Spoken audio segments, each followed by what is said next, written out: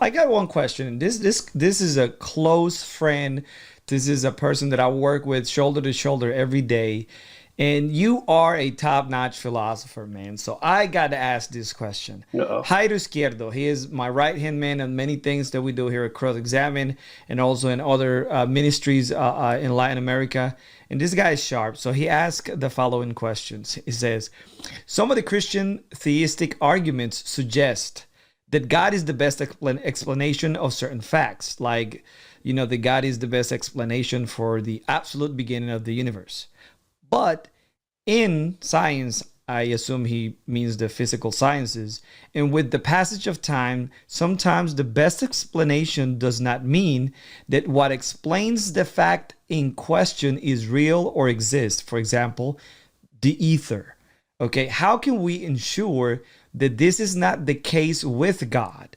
That although he is the best explanation for certain facts, this does not imply that he actually exists. Yeah, that's really good. Wow. I hope I can do justice to that. I told you he's sharp, man, and he's always throw these questions, and I'm like, man, you work with me. I cannot be asking this stuff here. But he wants an audience, and I want to give him one with you because I know you're a powerhouse in the area of philosophy, and you're really winsome. So hopefully he stopped being grumpy cat in my day-to-day group after you answered this. I don't know if I'm a powerhouse in this, but I would say what there's an in behind the question that's really interesting to point out.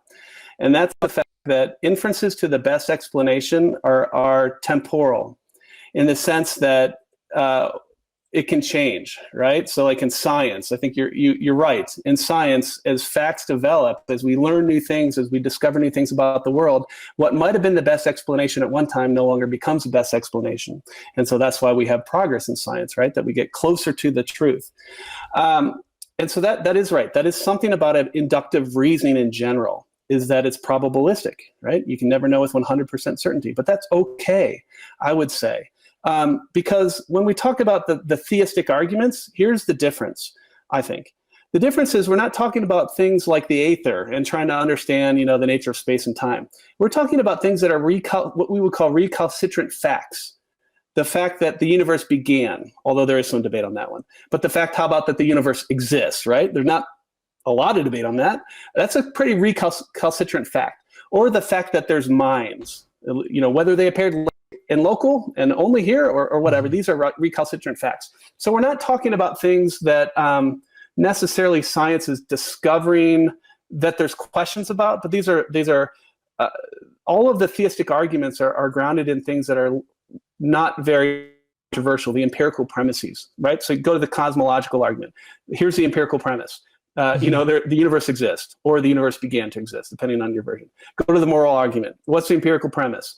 There are objective moral facts, right? These are recalcitrant facts.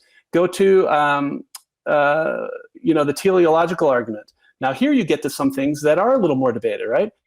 There's something called intrinsic teleology. Okay, there's something that has been debated for a long time. And so design arguments were all the vogue in the 18th and 19th century. And then you have Darwin, and he supposedly shattered the design arguments and got rid of teleology. But what's interesting, and so at the time, okay, no longer is intelligent design the inference to the best explanation, because now we have Darwin. But now we find ourselves on the other side of Darwin, 150 years, and suddenly teleology is making a comeback. In fact, this was the research topic of my last year at Trinity. Teleology is all the rage, and we can't do good science without teleology. And so suddenly you have a whole species of arguments that are becoming more vogue. Now, there's sociological reasons why people don't love them, but that's okay, right? We can sort of work through that.